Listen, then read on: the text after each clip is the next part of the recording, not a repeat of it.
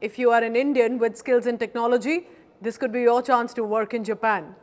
Japan has launched a brand new immigration reform and they want to attract India's skilled tech talent from the country. So what are the changes that they have brought in? So Japan intends to boost their foreign direct investment to about 100 trillion yen and they are aiming at 2030. For that, they intend to plan to tap into the talent pool of India. 4 issues are on the cards here: increasing investment opportunities, securing the skilled tech workers, promoting collaborations with the foreign companies, especially in India, and finally enhancing domestic business and living environment there as well. So Japan is going to simplify the residency status system. This is for tech professionals, largely for Southeast Asia and specifically for India. They will also consider conducting the business establishment procedures in the English language. Japan's Deputy Minister Tatsunori Ibayashi emphasized Japan's commitment to reaching its investment targets. So apart from technology, Japan is also rolling out a new 5-year working visa system, and that is to address their labor shortage. The specified skills visa that will welcome workers will be in sectors like agriculture, nursing care, construction and manufacturing, also prompting a permanent immigration for the skilled workers, starting with industries like construction and shipbuilding also. Remember that there is a reason that Indians are so sought after. Robust education system that we have here with focus on studies and skills. Engineering and technology have been our valuable assets, because after training in India, plus the intelligence of Indians and clearly hard work and discipline, Indians have been able to go ahead across the world to become directors, CEO at the most globally recognized tech companies specifically. This is not the first time. Earlier in the month of March, speaking of opportunities in Japan, Indian students were even offered a welcome for higher education and then they can proceed for employment in Japan. As per government data, in 2022, over 1,300 Indian students were pursuing higher education in Japan. Though the numbers fluctuated because of the COVID pandemic from 2019 to now, but the numbers have been rising steadily. So unlike the USA, UK or Australia, the cost of studying in Japan is notably lower.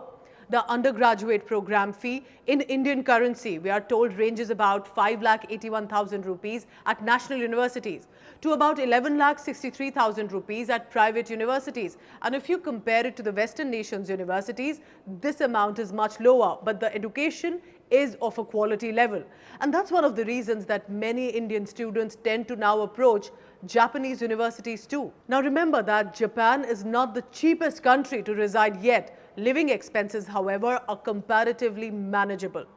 I am told an average monthly cost for an Indian would be approximately 60,000 rupees for international students. However, you may have to work part-time to bear your expenses, but this would be in any country if required.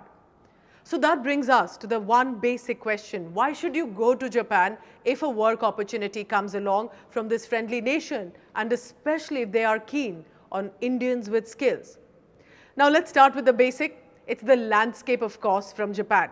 Whether it's Mount Fuji to the cherry blossoms, they are well known specifically for the tourists. The culture of Japan, of temples and shrines to architecture, whether it's ancient wooden homes to contemporary innovative accessible designs, the exposure to all of this is immense, to say the least.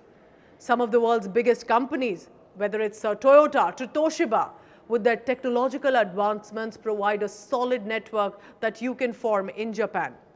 Incredible cuisine, of course, with a variety in food culture, is equal in many ways to the diversity that we see in the Indian cuisine too. And also, Japanese people are known to be the most polite, well-behaved people, especially in the public domain. The quality of conduct, social manners matter a great deal to them, especially about giving respect to others. So there's of course a lot to learn from Japan and enlighten yourself and forge a strong network worldwide. But it's also that Indians have a lot to offer, specifically when it comes to our trained skills and discipline. But it's not just that. You may think this is a recent exchange between India and Japan, but the two countries are ancient civilizations which go back, in fact, centuries in relations.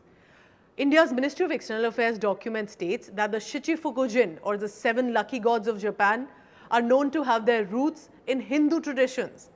An early documented direct contact with Japan was with the Todaji temple in Nara, where the consecration of the eye-opening of the towering statue of Lord Buddha was performed by an Indian monk, Bodhisena, in 752 AD.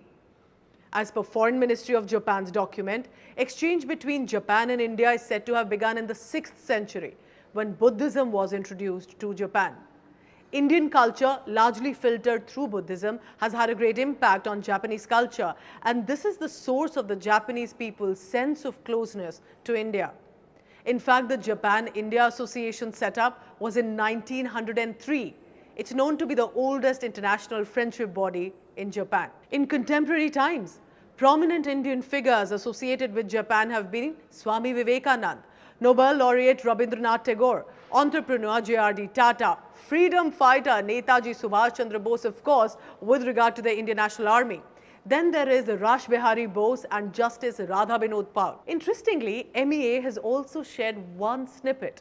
After the World War II, India did not attend the San Francisco Conference, but decided to conclude a separate peace treaty with Japan on 28 April 1952, marking the beginning of the diplomatic relationship. In the post-World War II era, India's iron ore helped a great deal to help Japan recover from the devastation. In modern days, whether it's Honda, Mitsubishi, Canon, Japanese companies have found a great consumer market in India and also good facilities provided by India for them to operate. And now they intend to invite our skilled resources. Today, people of India and Japan find supportive shelter in each other's countries. As of October 2022, over 8,000 Japanese nationals reside in India. The number of Indian nationals residing in Japan stands at about 43,000. So from ancient history to modern day, Japan and India have maintained respect and friendship with each other. Now they are extending support to the Indians as students and skilled workers. This only highlights further their acknowledgement of our association, but also the value of Indian workers. Thank you for watching.